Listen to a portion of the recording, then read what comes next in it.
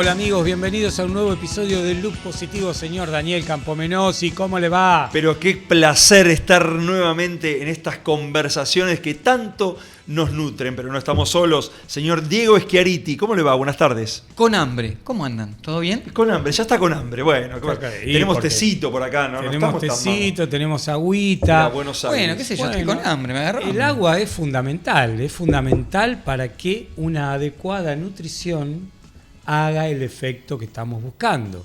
Porque hoy vamos a volver a hablar de lo que pasó en Londres hace ya tiempo. 26 de abril. Pero pará. 26 de abril. Vamos a hablar de nuevo porque es un hito y porque una persona corrió una maratón en menos de 2 horas, no porque nos aburrimos y no tenemos otro tema Claro, para hablar. chicos, de que el hombre llegó a la luna, de que orbitó la luna, se sigue hablando. Así que tranquilamente podemos seguir hablando de este hito histórico que es bajar las 2 horas en maratón. Y porque además creemos que podemos aprender mucho de eso que pasó. Totalmente. Porque lo primero que no hay que hacer es imitar, porque no estamos a la altura de poder imitar a nadie en ese grupete de mágicos corredores de elite que cruzaron la línea en los primeros 50 lugares, diría yo, en el Maratón de Londres. Pero sí tenemos mucho para trasladar de eso que pasó ese día a nuestros entrenamientos y sobre todo también a nuestra nutrición. Porque claro está que ese hito de las sub 2 horas también marcó un hito nutricional. Un tipo corriendo un maratón, Sebastian Saue, comiendo o ingiriendo 115 gramos de carbohidrato por hora. Esto ya lo sabe todo el mundo, muchos de los que siguen el derrotero de estas historias que se cuentan alrededor del atletismo, y ya saben que ha habido una marca europea que se llama Maurten de geles, que ha trabajado mucho y durante mucho tiempo con Sebastian Saue para adaptar su aparato digestivo a ese volumen de carbohidratos. ¿Pero es solo esa marca? ¿Hay detrás de esto alguna cuestión de marketing que no estamos viendo, como pasó con las zapatillas, que estaban a la venta al día siguiente? Viste que si mueve la cola y es un perro, ¿no? No, si mueve la cola y ladra. Tiene 4 patas. Y ladra es un perro. Seguramente es un perro. hay trabajo de marketing y esas cosas que están alrededor de los atletas profesionales. Pero, ¿sabes qué me quedé pensando? Se viralizó un testimonio de Saue cuando terminó la maratón, donde le preguntaron qué había desayunado y dijo un té con 2 tostadas. Y bueno, estas cosas que tiene nuestra profesión, muchos se quedaron con esa idea, pero este señor no come nada ni toma nada en todo ese proceso que no estuviera debidamente trabajado, porque claro, esto no es un señor que salió a correr un rato y tenía talento solamente. Hay muchísimo trabajo a nivel nutricional. Prueba, ensayo, error, cambio de plan y readaptación. Había empezado con un número de hidratos de carbono mucho menor al que finalmente terminó corriendo. Y eso quiere decir que hubo una adaptación a las circunstancias y un trabajo en cada sesión de entrenamiento para lograr esto. ¿Cuánto toleraba? ¿Cuánto más podía tolerar?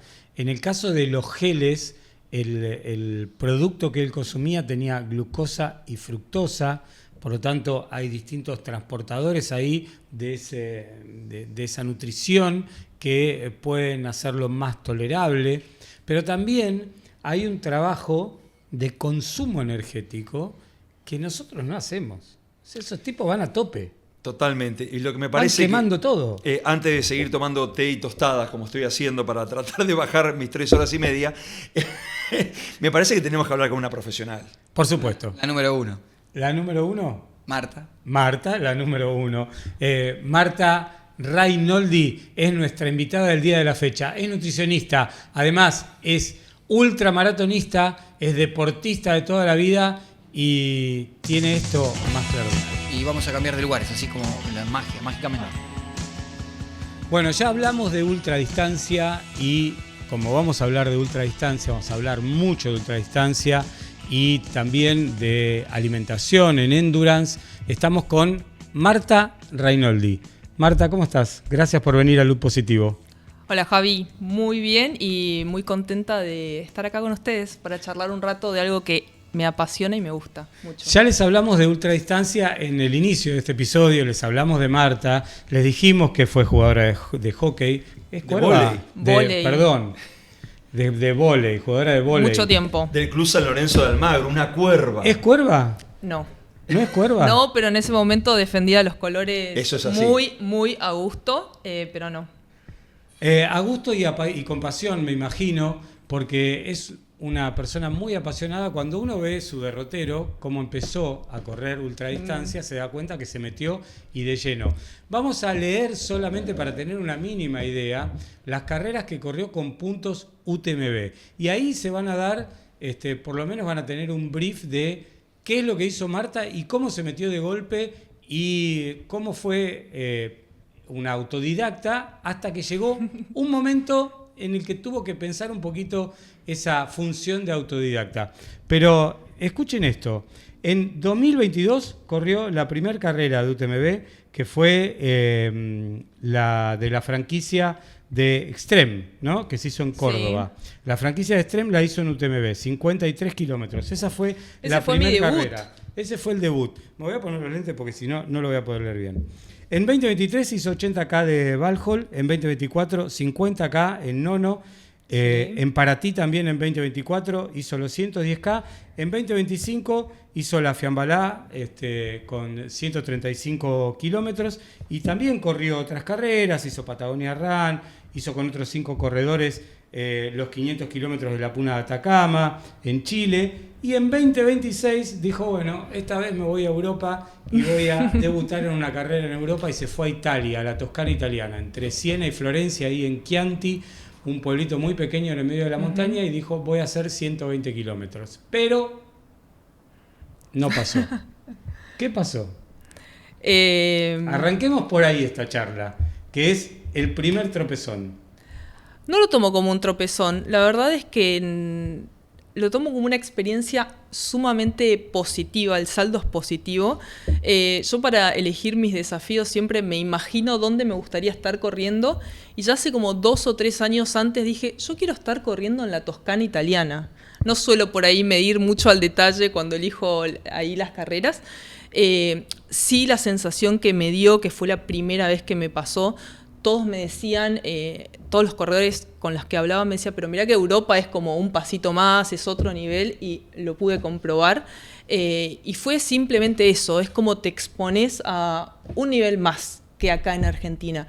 No sé si hoy en día, sacando 2 o 3 eventos muy puntuales, si tenemos alguna carrera que llegue a lo que es el nivel europeo, hasta los corredores amateurs son profesionales. Claro. Entonces creo que fue como mi bautismo europeo, en exponerme a un desafío un poquito mayor. Así que no lo tomo como una experiencia negativa, si bien obviamente para mí el objetivo uno siempre en todas las carreras es completar la distancia y no lo pude hacer. El saldo en experiencia y en aprendizaje es positivo, pero sí sentí como ese rigor europeo. Ahora, pensaba, mientras hacía la presentación, Javier, que comenzaste en el deporte jugando al vóley. Deporte de equipo, nada vóley, que ver. Claro, un juego total y absolutamente en equipo, donde además eras la capitana del equipo de vóley de San Lorenzo, el equipo de primera. De golpe una cosa competitiva, en equipo a ser individual.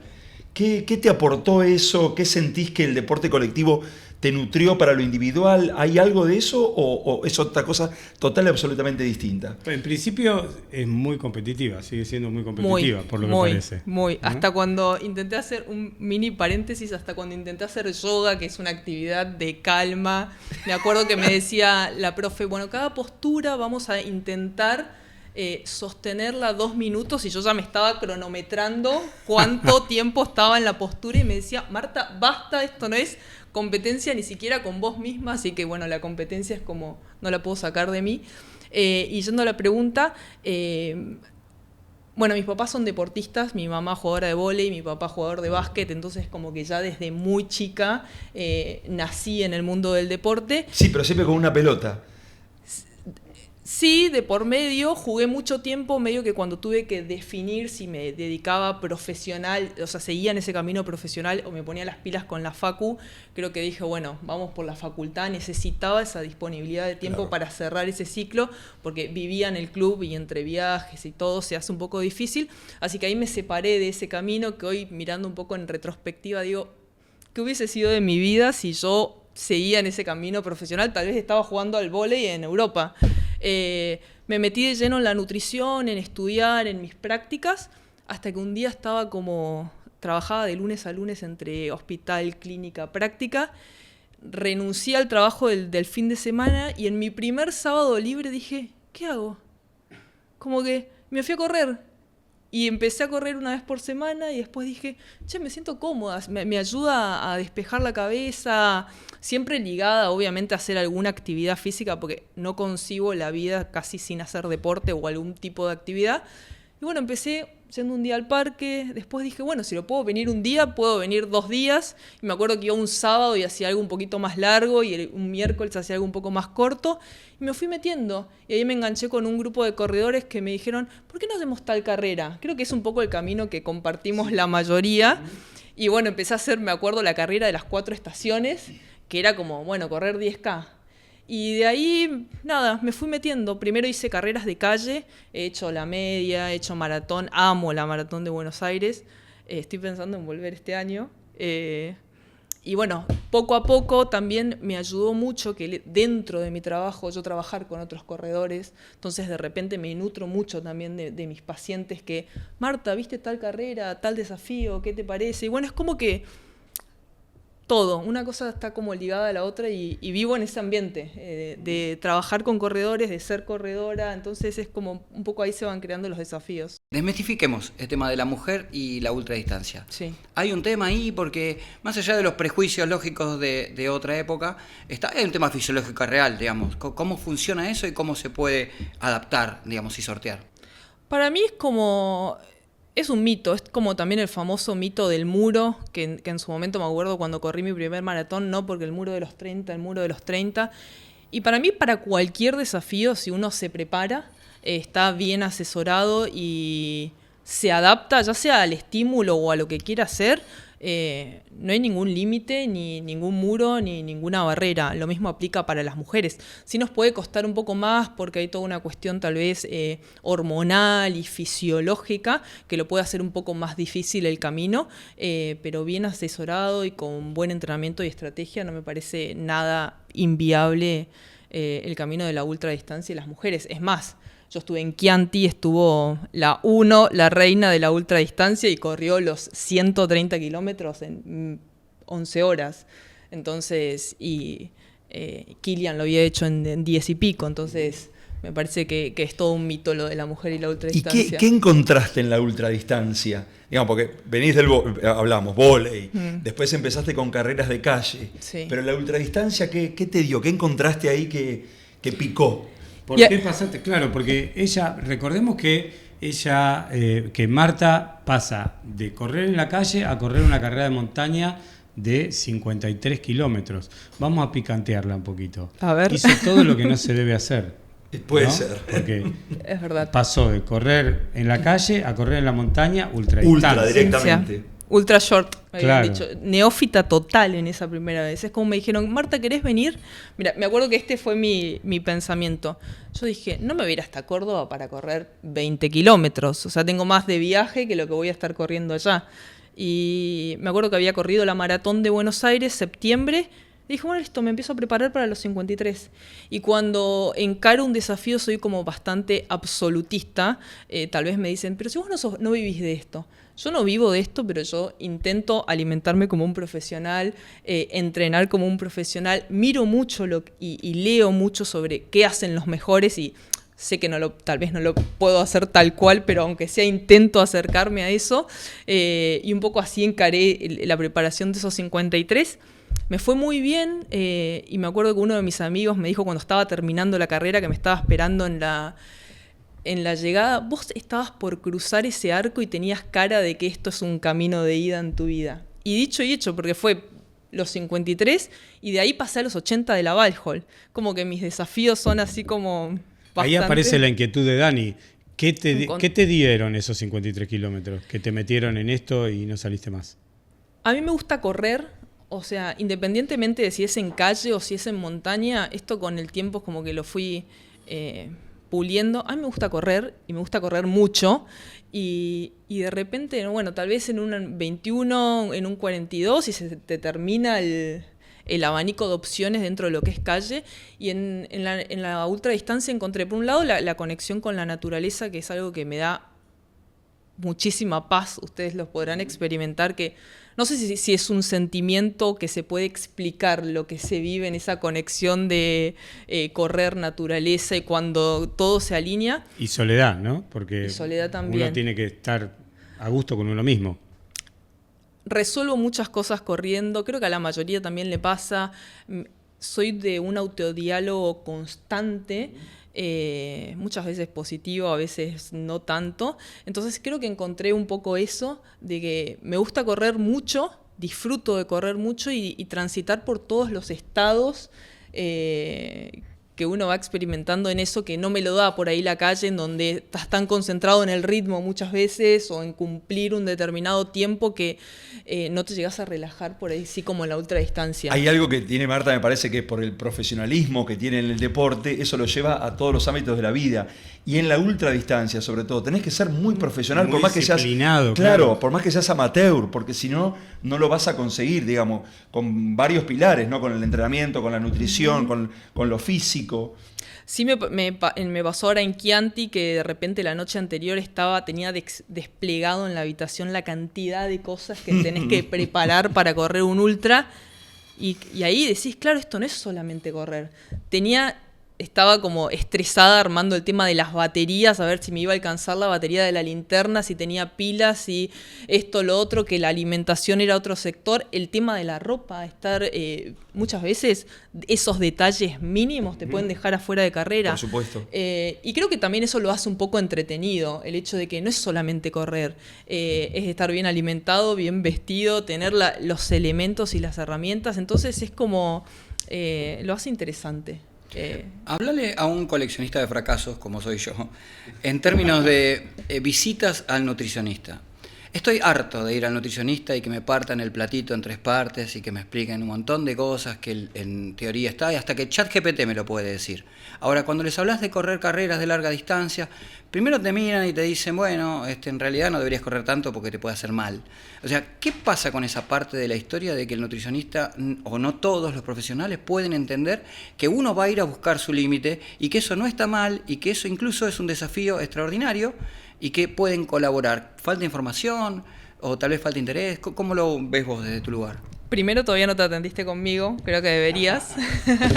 Y segundo, me parece algo muy importante eso que estás diciendo, porque a mí también me pasa desde otra faceta como corredora. Y me parece que es muy importante esto de tener un buen círculo, sostén de apoyo. Me pasó a mí yendo al kinesiólogo, de repente estaba con una molestia de Patagonia Run, en una de las carreras, volví con una metatarsalgia y me acuerdo que voy al traumatólogo y me dice, no tenés que correr más. Como dije, no, vamos a un traumatólogo que trabaje con corredores. Claro. Entonces, eso de tener un buen equipo, un kine que trabaje con corredores, una nutricionista y que te entienda la vivencia, para mí es fundamental. Yo con mis corredores trabajo mucho el 1 a 1 y la individualidad del corredor, porque no es solamente, creo que la mayoría sabe lo que tiene que comer, pero va más allá de lo que tengo que comer. Es como, bueno, pero a mí me está pasando esto, me encantaría hacer el platito en 3, pero la verdad que entro a trabajar de tal hora a tal hora, salgo corriendo y tengo que meter el entreno y volver y ir a buscar a mi hijo. Entonces es acompañar, cómo implementar para mí lo que debería ser la alimentación del corredor, cómo lo aplico a mi vida. Y para mí ahí el detalle es estar asesorado por alguien que lo viva también. Yo siempre digo que la medicina tiene un mal casi prehistórico en la disciplina, que es que se piensa para curar y no para prevenir, ¿no? Entonces ahí entra también este problema con los nutricionistas, y con cualquier médico específico, el traumatólogo, el kinesiólogo, aunque no sea médico, digo, siempre se piensa cómo salir de una situación y no cómo evitar entrar en ella. Entonces, cuando vos vas diciendo que corres 100 kilómetros, te dicen, no, eso es una locura, eso no se puede hacer. Entonces, dejá de hacerlo y te atiendo. Y ahí es donde empezamos ya con un problema, ¿no? Porque los seres humanos somos máquinas de endurance. Mi último audio al kinesiólogo fue, mira, a mí me duele esto, esto y esto, pero no me digas que no tengo que correr. Dame una solución para que yo me recupere de forma activa, porque no voy a dejar de correr.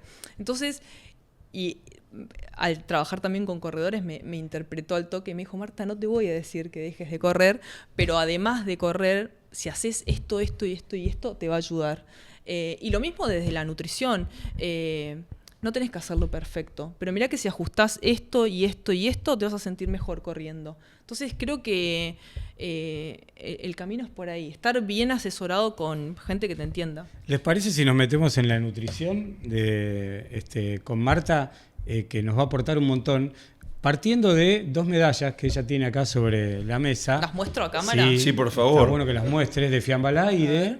Que no para la vi. ti.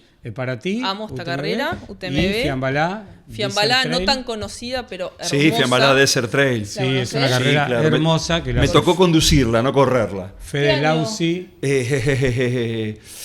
Hace unos años ya, debe ser 5 años fácil. Hermosa. Sí, hermosa Volví carrera. enamorada de Catamarca. Y Fiambalá es una carrera además que tiene todos los condimentos, todas las dificultades juntas, arena, altura, viento, clima adverso, depende cómo Y te es como toque. correr en la tierra del coyote y el correcaminos. Tal cual. Es una cosa tal increíble. cual, tal cual, y además las distancias ultra son muy, muy desafiantes, ¿sí? Muy desafiantes. ¿Cómo enfrentaste esas 2 carreras, que son muy distintas, también por el clima, para ti y Fiambalá, desde el punto de vista de la nutrición, de la hidratación? ¿Cuáles fueron tus planes? Yo para mí siempre me gusta y también intento transmitírselo a los corredores, manejar un abanico corto de alimentos, porque me parece que mientras más uno amplía, más complejiza también la digestión y el cuerpo necesita para funcionar energía. Y esa energía puede ser a través del agua o a través de los alimentos. Y mientras más simple sea en términos de consistencia o de tipos de carbohidratos que uno use, más eficiente es para el cuerpo. Entonces es como que mis caballitos, yo si uno tolera bien, para mí el gel siempre es el gol estándar en términos de practicidad de consumo y de eficiencia de energía. Así que son mis caballitos de batalla en carrera. Y dentro de las opciones de sólido, mientras corro, voy por membrillo, que Bien. también algo me parece Y aparte en Catamarca, justo. Claro. segundo caballito de batalla. Y si llegase a necesitar tal vez algo un poquito más salado, que sí pasa en el ultra, que estar tantas horas corriendo, llega un momento que decís, no quiero más un gel, no quiero más el sabor dulce en mi boca. Y ahí suelo ir mucho por tema queso o sanguchito de queso, pan y queso, o algo de pasta, arroz o fideos simples. Pero siempre me Que muevo eso lo encontrás en los puestos. en los puestos, y si no, me acuerdo que acá en Paratí dije, ¿qué hago si no llego a encontrar sanguchito de queso? Me acuerdo que corrí con Pau de un... queijo, queijo. Sí. Corrí con un paquete de fajitas acá atrás en el chaleco, y en un momento dije, bueno, listo, no tengo el queso, pero sé que el pan es carbohidrato, rollito de fajita, y me salvó en la ¿Cuántos carrera. kilómetros fueron para ti? 110. Ok, 110. ¿y Fiambalá? Fueron 135, Claro. pero en 3 etapas. La distancia larga. Claro, 50, 30, 52 distribuido. Viste que el corredor un poco hace cosas de costumbre, es decir, todos toman geles, entonces al día de la acreditación compramos 10 geles y Claro. algunos quedan y no sabemos si están vencidos, pero los tomamos durante el año. Ahora, mi pregunta concreta es, ¿qué pasa exactamente en el cuerpo cuando yo incorporo un gel? ¿Cuánto tiempo necesito para que esa energía se convierta realmente en una pulsión vital? Digamos, ¿en qué momento tiene sentido, en qué momento no? En realidad no es solamente el gel, hablamos de carbohidratos, que es lo que el principal combustible que el cuerpo necesita cuando que usa cuando estamos corriendo. Si nos vamos un poquito más atrás, en realidad tenemos dos fuentes de energía, las grasas y los carbos.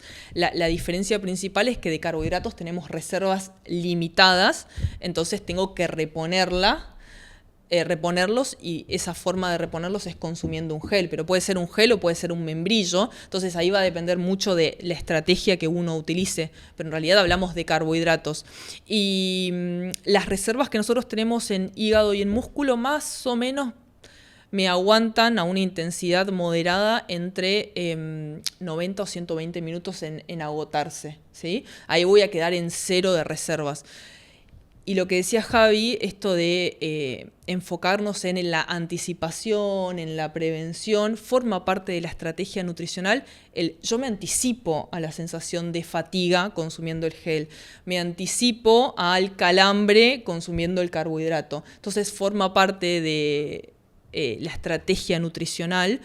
Saber que no es que yo tengo que tomar el gel cuando me estoy empezando a sentir cansado. No, yo sé que si lo tomo 25 minutos antes, a los 30, cuando se me está por acabar la energía, sé que ese gel me va a estar haciendo efecto, y cuando eso esté bajando, me toca el segundo y vuelvo a reponer. Entonces voy sosteniendo el flujo de energía y anticipándome a la sensación de fatiga.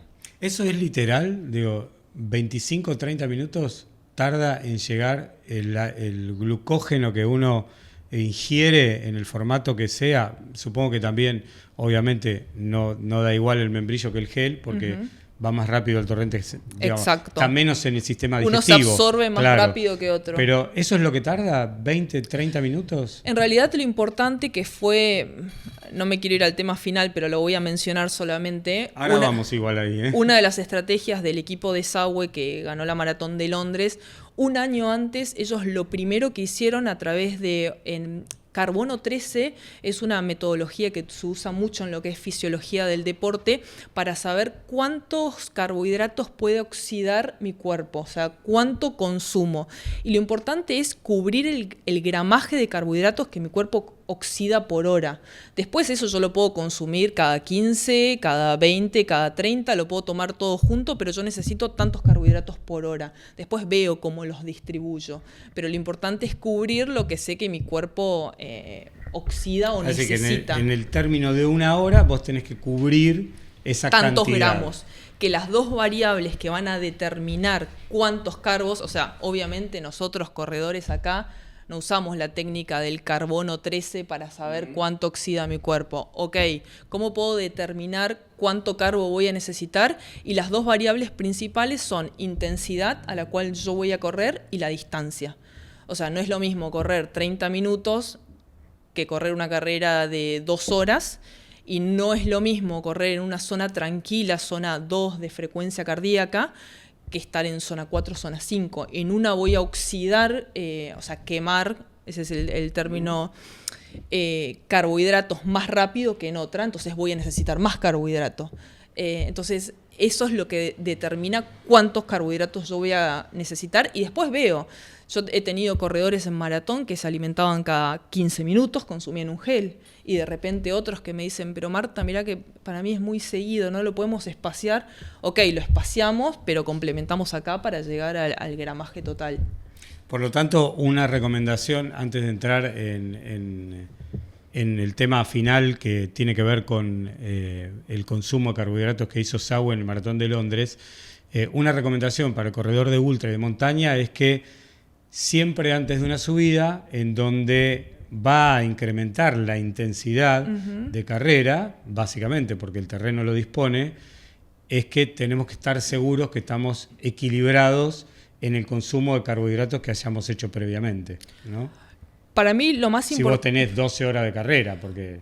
Lo más 15, importante, y que yo siempre lo hablo con mis corredores, es cuál es el objetivo principal. Bueno, quiero correr tal distancia en tanto tiempo. Bárbaro, ¿querés ir a correrla y tenés un objetivo de tiempo, o querés ir a completar la distancia y hacerlo más tranquilo? Porque ahí, ojalá fuese una sola, pero son muchas las variables que tenemos que contemplar a la hora de evaluar o armar una estrategia nutricional. Entonces, de repente, analizando el perfil de la carrera, puede ser totalmente viable que, bueno, antes antes de este desnivel positivo, ok, metamos un gel acá. Pero eso va a depender mucho, vuelvo a lo de antes, a la individualidad del objetivo y del corredor. Y del corredor, claro. Por eso es tan importante, digamos, esto no te lo aporta la IA o Google, digamos, visitar al nutricionista, porque cada ser es único, individual. Exacto. Y tiene su organismo y su además, forma de asimilarlo diferente. Teniendo en cuenta de que no solo en la ultradistancia más, pero en la mayoría de las carreras la alimentación es el factor 1 que te puede dejar afuera. Entonces, o hacer rendir mejor. Exactamente, o potenciarte. Entonces, igualmente se le está prestando mucha más atención que antes a la estrategia nutricional. Y menciono la palabra porque estrategia contempla todo esto que te estaba mencionando antes. No es solamente saber que tengo que consumir un gel y que tengo que tomar agua, pero tal vez este gel es mejor que este por esto. Y la hidratación obviamente no contempla solamente tomar agua. Si yo no lo acompaño de la cantidad suficiente de electrolitos, de repente las consecuencias de no consumir electrolitos son las mismas que la de una deshidratación. Entonces, la estrategia nutricional y el entrenamiento nutricional que acompañe es fundamental. La imagen que muchos pueden hacerse respecto de lo que hizo Sawe en el maratón es la del cuentavueltas del motor de un auto, ¿no? O sea, cuando nosotros vamos a una velocidad estándar en el auto, ese cuentavueltas va a 2000, 2500. Ahora, cuando vamos fuerte, el motor se exige más y va a 3500, 4000. Por lo tanto, ahí se consume más combustible. Y eso es lo que pasó con Sawe, un tipo que puede sostener la distancia de maratón en el 85% de su umbral aeróbico, algo que no puede hacer mucha gente. Y en esa cantidad de revoluciones por minuto que tiene su cuentavueltas interno, es cuando exige tanto combustible. ¿Cómo se entrena? ¿Qué hizo? ¿Qué se dice? ¿Qué se puede decir desde la nutrición para llegar a ese tipo de circunstancias que poca gente puede hacer, ¿no? Mira, mi primera reacción cuando leí todo lo que había pasado del récord fue como, esto es inhumano o es mágico o cómo lo hizo, y de repente te pones que fue algo que me gustó, te pones a leer un poco más y decís, pará, acá hay un trabajo de un año antes. Entonces, en vez de pensar en la magia, en lo rápido y en lo asombroso que pudo ser, acá hay estrategia y entrenamiento como dos pilares fundamentales para que ese sea el resultado. Y lo que te comentaba antes, que me pareció asombroso, su equipo de trabajo viajó un año antes para primero saber, bueno, a ver, esta máquina que es el cuerpo del corredor, ¿cómo está funcionando hoy? Y la queremos llevar acá. Bueno, ¿qué tenemos que hacer para de acá llegar acá? Y es un año de probar y probar y probar, y tal vez si en el primer mes de entrenamiento estaba tolerando 60 gramos de carbohidratos hora, terminó corriendo con 115 gramos, que es más del doble. O sea, hoy un corredor estándar, si podemos llegar a los 70, 80 gramos de carbohidrato hora en una carrera de ultra, es como... Sí. Y 90, no sé, me paro y aplaudo, nos paramos y todo. Entonces ahí creo que batió dos récords, el de las 2 horas y el de 115 gramos de carbohidratos. Es una bestialidad. Además no fue el único, digo, porque quien salió segundo también bajó el récord. Y con menos, y la mujer que gana también bate un récord. O sea que se dieron circunstancias realmente extraordinarias, pero evidentemente la estrategia de todos esos equipos fue perfecta. Y ahí volvemos a lo que es la individualidad, porque dos llegaron al mismo objetivo con marcas totalmente diferentes, y uno consumió 115 y el otro estuvo en 70, o sea, más en lo estándar, e igualmente pudo hacerlo. Entonces, dos cosas: entrenamiento, adaptación del sistema digestivo, porque me pasa muchas veces, no, el gel me cae mal. ¿Y cuántas veces lo probaste? Y no, claro, lo usé una carrera y ya, y acá estamos hablando de un trabajo de un año y de probarlo, y de probarlo, y de probarlo. Y después sí, dentro de la estrategia, esto que hablábamos hace un ratito, Morten tiene una de las nuevas tecnologías en lo que son los carbohidratos, que es este formato de hidrogel, que facilita mucho el pasaje de carbohidratos por estómago, por intestino, genera menos estrés gastrointestinal y facilita el uso y la absorción del carbohidrato. Entonces, dentro de la planificación, me parece súper acertado haber ido por, si yo hubiese sido la nutricionista de Sauer, ir por carbohidratos líquidos como los Dream Mix que usó o la tecnología hidrogel, porque estoy esforzando menos a mi estómago y a mi intestino, o sea, que trabajen menos. Eso es lo que mi objetivo mientras yo corro. Yo quiero que todo el flujo de sangre vaya a los músculos y que mi sistema digestivo tenga que trabajar poco, pero que sea eficiente. ¿Qué le deja, Marta, esto al corredor popular? En términos de entrenamiento, está claro, el sistema digestivo se entrena, lleva mucho tiempo, pero se logra, como casi todo. Pero además hay también no solo la tecnología de hidrogel, sino una idea de combinación de glucosa con fructosa que dicen los que saben, como ustedes los nutricionistas, que tienen transportadores diferentes, que se absorben diferentes, que se toleran mejor, que esta cosa de el 1 por 0,8, 1 gramo de glucosa, 0,8 de fructosa, es como lo ideal en un gel. ¿Qué nos deja a los corredores populares esta lección? Bueno, eso que mencionaste es súper importante. Lamentablemente la glucosa tiene un tope de absorción por hora, que son 60 gramos. O sea, yo por más que consuma 90 gramos solamente de glucosa, mi intestino no lo va a poder absorber. Y ahí es necesario la combinación con fructosa, porque son dos caminitos diferentes. Entonces, el objetivo principal ahí es aumentar la cantidad de carbohidratos que mi intestino puede absorber por hora. Uno tiene un tope, entonces sí o sí necesito combinarlo. Si a priori yo fuese corredor que no puedo acceder a un Morten o a un gel que tenga esta combinación glucosa-fructosa, bueno, combinando un gel estándar con membrillo ya estoy combinando glucosa con fructosa. O combinando un gel estándar con un pedacito de banana, estoy combinando glucosa con fructosa. Entonces, primero saber de que es importante esa combinación y después que existen muchas maneras para llegar al mismo resultado. Así que eso me parece lo más importante, que hay que entrenarlo porque no es fácil estimular los transportadores intestinales. Al principio me puede generar una intolerancia, pero no porque yo sea intolerante a la fructosa, es porque de repente estoy despertando ese transportador que estaba dormido y al empezar a consumirlo es como, ¿qué pasa acá? Entonces, el entrenamiento es fundamental y la adaptación y requiere tiempo. No es ni una carrera, ni 2 fondos del mes, es probar y a veces tengo que retroceder. De repente llegué a 60 gramos de carbo hora y quiero pasar a 70 y probé y me cayó mal y bueno, vuelvo a 45, 60, pero no significa que esté negado el llegar a los 70, 80, 90 gramos hora. Marta se había traído cosas anotadas, no sé si cumplió. No, ya las dije todas. No, yo quería preguntarte, digamos, la celiaquía llegó para quedarse, es una condición que no conocíamos, o al menos no sabíamos que existía. Hello. Hola, Javier. ¿Sos celíaco? Sí. ¿Tenés muchos corredores celíacos? ¿Cómo se encara? ¿Diagnosticado? Sí. No, ya te está tratando. Dirígete a él, por favor. No, ¿sabes por qué? Porque de repente, ¿viste cómo hagamos una consulta pública. Te va a costar esto Claro. Esto te va a costar.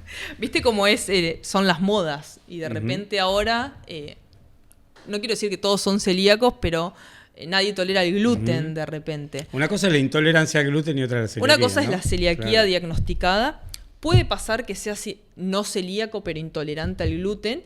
Y otra cosa que está pasando mucho, aplica lo mismo que estaba explicando recién. Bueno, dejo de consumir gluten porque pienso que soy celíaco y cuando lo quiero, pero no soy celíaco, entonces dejo de estimular los transportadores que como que absorben el trigo y me autohago celíaco, no sé cómo explicarlo de alguna manera. Entonces es muy autopercibo. Me autopercibo celíaco. Entonces es muy importante que si tengo una intolerancia, ir al gastro, ir al médico, que haya un diagnóstico de que soy celíaco. Eso como puntapié inicial.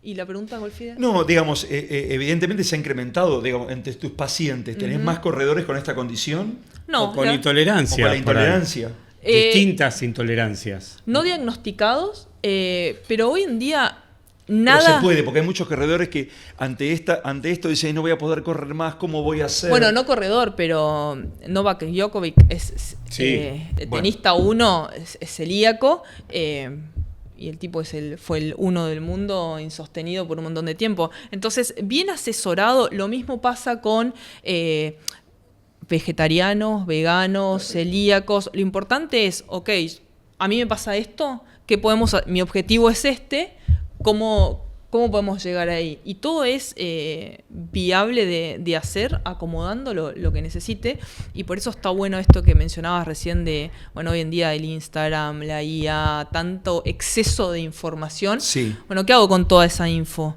A mí me pasa esto. Entonces, no es inviable si estás bien asesorado. Volviendo al récord de Sawe. ¿Y ahora? Porque yo estuve un montón de tiempo esperando que el hombre llegue a la luna y le dimos la vuelta. Y estuve un montón de carreras esperando que bajemos las 2 horas y las bajamos. Desde la ciencia, ¿estamos al límite de lo humanamente posible o hay algo más por delante? Para mí, con lo rápido que evoluciona todo hoy en día y que cada vez vamos superando más desafíos, no me parece loco ni impensado que estemos en 42K en hora y media a la brevedad. Evolucionan las tecnologías y eso es algo que a mí cada vez me sorprende más. Todo está evolucionando muy rápido. Y Cuando hablas de eso, perdón, hablas de las zapatillas, hablas de... no, qué bueno que lo mencionaste, porque algo que me quedó en el tintero de decir, que se habló Está mucho... acá, está acá. No, eso no está acá, pero está acá. Me quedó que no es una cuestión menor. Todos hablábamos de la tecnología del hidrogel, de Morten, de Adidas, de las zapatillas, de la placa de carbono, pero hay una persona que puso el cuerpo detrás de todo eso. Entonces, pensemos en que hay una persona que sostiene todo eso y no hay que sacarle mérito, porque si no hablamos del partimos de una hidrogel, base de talento, ¿no? eso, pero se habló muy poco de eso. Claro. O sea, todo el foco fue en Hay una las... genética que hay que ver, digamos. Me acuerdo que a un amigo una vez le dije, no, pues yo quiero correr como Kilian. Y me dice, bueno, tenés que volver a nacer, me Claro, dice, y obvio. estar desde los 3 años corriendo en la montaña para ir al colegio. Entonces, ¿cómo competís contra eso? Esto que vos me decías de, bueno, hablemos un poco cómo bajarlo a la realidad. Pero ¿cómo compito? O sea, no me alcanzan los años hacia adelante para llegar a ese nivel, porque ya desde los 3 años que están estimulando las mitocondrias, los adaptadores, Tal cual. todo esto de lo que estamos hablando. Y algo que uno desde afuera pareciera ser, seguro no, pero pareciera como que hay un cambio de registro en el sistema metabólico energético, ¿no? Es un tipo que corre con 115 gramos de carbohidrato por hora y está usando el sistema glucolítico en el fondo en lugar de estar usando el sistema todo, cetogénico, claro, pero más el glucolítico, o sea, funciona solo con glucosa y fructosa. Y bueno, pero ahí nos vamos por las ramas. Son una máquina de quemar. Claro, una máquina de quemar todo. combustible. Es como tenés un fuego a leña y es que lo que le pongas enciende la llama. De tan rápido que va su sistema. Y eso es fisiológico. solo para algunos bendecidos por la naturaleza. O alguno que tenga el objetivo de quiero correr no sé si vas a llegar a correr un maratón en menos de 2 horas, pero si ese es tu objetivo, es viable. O sea, es posible. Para mí no hay nada imposible. ¿Se sabe si los dos equipos, porque uno era de Kenia, otro de Etiopía, los dos bajaron el récord, ¿se sabe si estaban en comunicación entre ellos o fue azaroso, digamos, la forma en que prepararon a sus corredores? ¿Hay Eso no lo sé. Porque pero... me llama poderosamente la atención de que los dos hayan bajado el récord, además de las condiciones que hubo Hasta en ese donde día. yo sé, no estaban en contacto y hay 2 sistemas, incluso de entrenamiento totalmente diferentes. Con lo cual es extraordinario. Digamos, la máquina tiene mucho que ver, la máquina propia. La fisiología. Sí, la fisiología tiene mucho Claro. que ver. Marta, muy agradecidos de que hayas venido hoy hasta acá, hasta ¿Cuál es el Magna próximo Imagen. desafío? Todavía no lo sé. Papá, digo por la tercera Habló medalla. del maratón de Buenos Aires. Tengo ganas de meter algo de calle este año. Y tengo muchas cosas pendientes. El hecho de, por ejemplo, tengo que hacer el cruce Hay algunos que yo digo, Pendientes. Pendientes como corredora, yo no puedo no haber A ver. corrido esto. Bueno, tengo un touch, que en algún momento lo tengo que hacer. El cruce. Tengo que volver por mi revancha a Patagonia Run. Y quiero Y tenés que volver por la revancha a Italia también. quiero seguir con el objetivo de correr afuera también. No lo quiero dejar a un lado como, bueno, esta fue la única experiencia. Es como Y que, en ese afuera hay alguno que decís, esta. y bueno, creo que todos queremos estar en Chamonix Claro, algún ahí día. va. Es más, yo hasta ahora la suerte no me acompañó, pero yo en un acto de fe, todos los años me anoto al sorteo. Ahí con mis stones y vamos al sorteo y vamos cuando salga a sortear. Claro, ¿qué hago? Pero bueno, creo que todos queremos llegar a ese famoso Disney de lo que es la ultradistancia, así que bueno, ese es el gran objetivo. Marta, muchas gracias por haber venido hasta Magna Imagen a participar de este Loop Positivo. Súper contenta de haber venido y de charlar un rato con ustedes. Decinos con voz de locutora, que sabemos que es un pendiente también que tenés, ¿cuál es tu Instagram? Marta.Reinoldi. Muy bien, amigos, gracias por habernos acompañado. Dani, nos siguen en... En loop.positivo, @loop.positivo, ahí en Instagram y por supuesto ahí en YouTube y en las diferentes plataformas en los momentos que activen la campanita, así saben cuándo llega el próximo episodio. Terminamos este episodio de Magna Imagen diferente, en Magna Imagen, mejor dicho, de Loop Positivo, diferente, con una invitada aquí en el estudio y con Diego en los controles, a quien agradecemos siempre la bienvenida y la participación. Así que, señor, usted disponga, hágale recordar a la gente que se suscriba, que ponga la campanita y todo eso que hacemos al final.